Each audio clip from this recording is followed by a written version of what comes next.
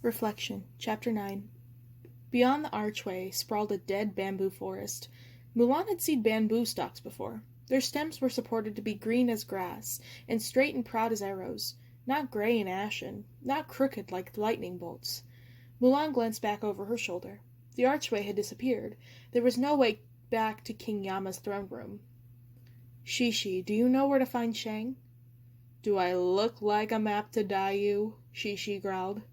Mulan frowned, not sure why the lion was upset with her. No, but you're the great guardian. I thought you might know the way. Shishi harumphed, but he didn't reply. Mulan strode forward. A heavy fog misted the air, making it hard to find a clear path.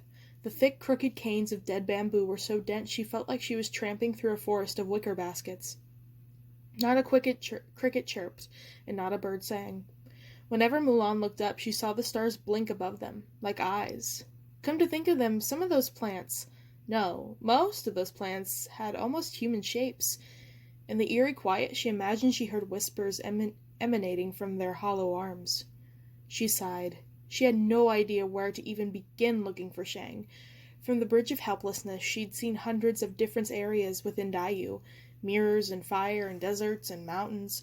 But here, in this desolate gray forest, she only saw more and more forest. Had King Yama tricked her? She had to keep moving, or else despair would set in, and she'd lose hope. But that was why she had Shishi, wasn't it? Surely he had to know how to find Shang, except the lion still wasn't saying anything.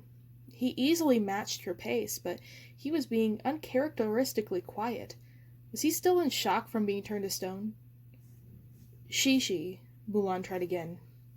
Do you know where we are? The lion huffed. You're angry at me. Why? Because that was foolish of you, Shishi snapped, agreeing to King Yama's wager. Mulan didn't stop walking. She pushed aside branches, clearing a path for two of them. Did you have any better ideas? If you would just let me talk to him. You turned into stone. That's besides the point. What would your family think of you gambling your life like that? Shishi scalded. And your guardian, do you even have a guardian? I do, Mulan countered. But you whisked me down to Daiyu before I had a chance to tell him. Besides, he thought, Mushu is asleep, and what he doesn't know won't hurt him. Still, Shishi was right about her family. She swallowed. Baba would never know what happened to me if I'm stuck here forever. He might think I deserted the army or that I was killed in battle. That would break his heart. And Mama's. Why are you so concerned anyway? She said, pushing her worries as far from her mind as she could. You're the great guardian of the Li family. Also, you should have told me you didn't know your way around Daiyu. Why would I? Shishi retorted with a snarl. I served the Li family faithfully for 3 centuries, leading its sons to victory and bringing great honor to the family. Every one of my charges was a hero, so they never spent long in the underworld. 10 generals, 2 admirals, and 3 military advisors to the emperor. My track record was embellished until General Li was dishonorably ambushed by those Huns. General Li was a hero, Mulan interrupted. His dying in battle does nothing to change that. Some of Shishi's anger and bravado changed. I know that, he said staunchly, and marched toward without another word, smashing through branches in his way. Shang is a hero too, she said quietly. The lion's face drew tight, creases wrinkling his nose. His whiskers stiffened. Li Shang will perish before I even have a chance to begin aiding him. Shang isn't dead. Not yet, but his father is. The bitterness in Shishi's tone made Mulan soften. You must miss him, the lion growled. What would you know about the bond between man and guardian? You've barely experienced one battle. General Li and I fought hundreds together.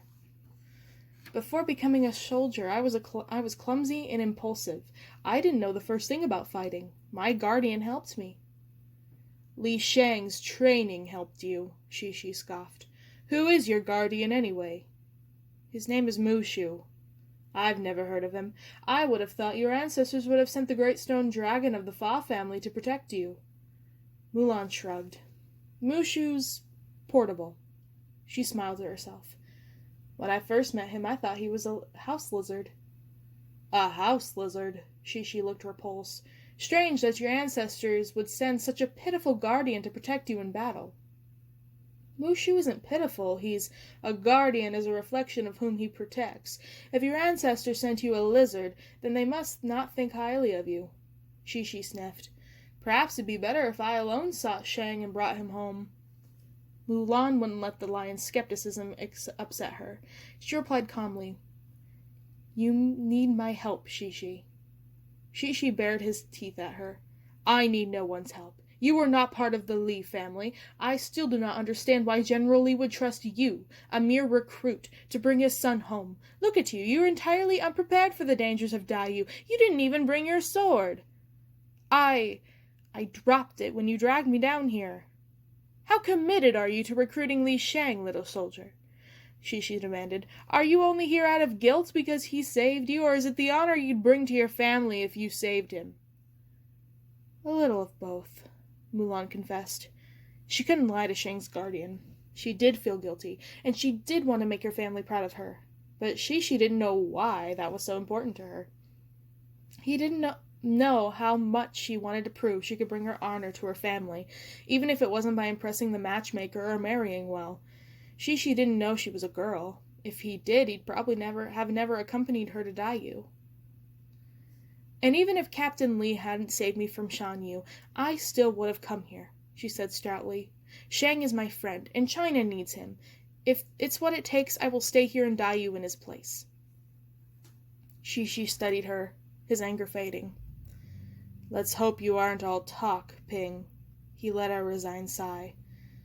"I remember your father, Fa Zhu. He fought with General Li many years ago. They were friends. Not good friends, but they respected each other.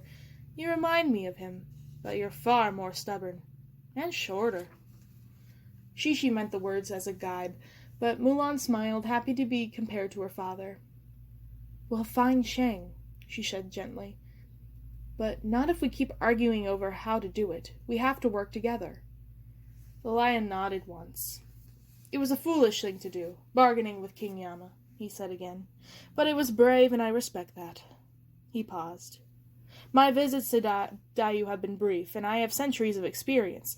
I may have my doubts about you, little soldier, but I'll help you any way I can. That I promised General Li." It was a start. "Thank you. Well, first, we have to get out of this god-forsaken forest." Shishi snapped another branch with his teeth. "I can barely see where I'm going." Mulan eyed the surrounding bamboo plants, then looked behind them. The branches had reassembled themselves, obscuring the path they'd taken. She focused on the shapes around them. Some stems knotted one another like webs, some curled down like spiders, and others were straight like ladders. Her stomach sank. They'd seen this area before. "Give me your paw." "What?" She picked up one of Shishi's paws and scraped his claws against a bamboo stem. "We need to keep track of where we're going." She pointed at a gnarly stalk of bamboo at her right, bent like a hunchbacked man. "I saw that plant when we first left Yama's throne room. We're going in circles." "I didn't recognize it," Shishi said stubbornly. Mulan sighed. So much for not arguing. "Do you know anything about where we might find Shang?" "He isn't fully dead yet, and he's not fully alive. He's a spirit, not yet a ghost." "What's the difference?" "Well, he won't be allowed to try peas around Daiyu," Shishi reasoned. "He'll be waiting somewhere until his time comes." He crouched, bending so he hovered over his forelegs. "Climb on my back. We'll move faster, and I don't tire as easily as you humans." Mulan ignored the barb and leapt on Shishi's back. The lion was good at his word. He bounded through the forest, the mist thickening the faster we went, until Mulan couldn't see even a few paces in front of them. Some minutes later, Shishi stopped. "What is it?" Shishi growled and shrugged Mulan off. She pulled herself up, recognizing with a sinking heart what had angered Shishi. They were in front of the bamboo plant again, the one shaped like a hunchbacked man. Whispers were emanating from the stems. There were so many they sounded like the wind. But now that she listened carefully, she could hear them coming from individual plants.